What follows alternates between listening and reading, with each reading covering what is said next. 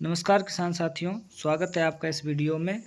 मैं आपको सीधे ले चलता हूं कृषि विभाग आत्मा परियोजना विकास खंड बंगाणा द्वारा आयोजित प्राकृतिक खेती के प्रशिक्षण शिविर में, जहां पर पहले दिन में पशुपालन विभाग से आए हुए senior veterinary doctor Shri Rajesh Janga ji किसानों को पशुपालन विभाग से संबंधित संपूर्ण जानकारियां दे रहे हैं। किसानों को बताया जा रहा है कि किस तरह से अपने पशुओं की देखभाल करनी है। डॉक्टर साहब ने किसानों को बताया कि देसी गाय हमारे पर्यावरण के लिए, हमारे स्वास्थ्य के लिए और हमारे परिवार के लिए कितनी उपयोगी है।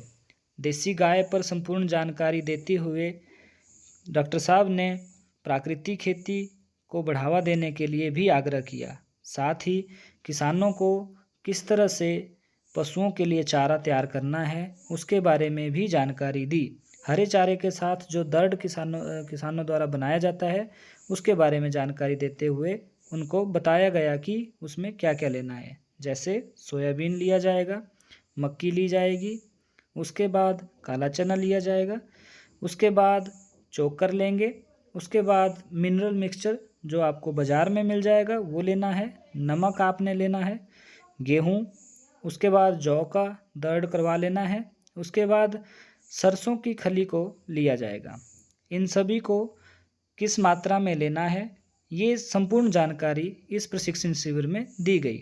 उसके पश्चात डॉक्टर साहब ने किसानों को बताया किस तरह से इसको मिलाना है। तो किसानों के सहयोग से इस सारी सामग्री को जो है मिलाया गया। जैसा कि आप देख रहे हैं, डॉक्टर साहब ट्रेनिंग में पूरा दिन हमारे साथ मौजूद रहे और इन्होंने किसानों को बहुत अच्छे तरीके से ये जो दर्ड है ये किस तरह से बनाया जाएगा, किस तरह से मिलाया जाएगा, कितनी मात्रा में मिलाया जाएगा, इसकी संपूर्ण जानकारी दी। क्योंकि आप सभी जानते हैं कि हरे चारे के साथ जो दर्ड होता है ये पशुओं के लिए बहुत ही उपयोगी होता है। इसके बाद जो दूसरा दिन होता है उसमें हम किसानों को सिखाते हैं कि जो घटक हैं जो प्राकृतिक खेती में इस्तेमाल किए जाते हैं, जैसे जीवामृत, घन जीवामृत, बीजामृत, नीमास्त्र, अग्नि अस्त्र, खट्टी लस्सी, ब्रह्मास्त्र, ये चीज़ें किस तरह से किसान तैयार कर सकते हैं। थ्योरी और प्रैक्टिकल दोनों तरीके से इनको सिखाया जाता है। अब आप देख पा रहे हैं ये सारी चीज़ें हमने किसानों को सिखाई हैं और किसान अपने घर पर जाकर इन घटकों का जो है किस तरह से बना सकते हैं और किस तरह से छिड़काव करना है इसकी संपूर्ण जानकारी दी गई। तो आप सभी भी जल्दी से जल्दी जाएं, कृषि विभाग आत्मा परियोजना से इस तरह की ट्रेनिंग लें। धन्यवाद।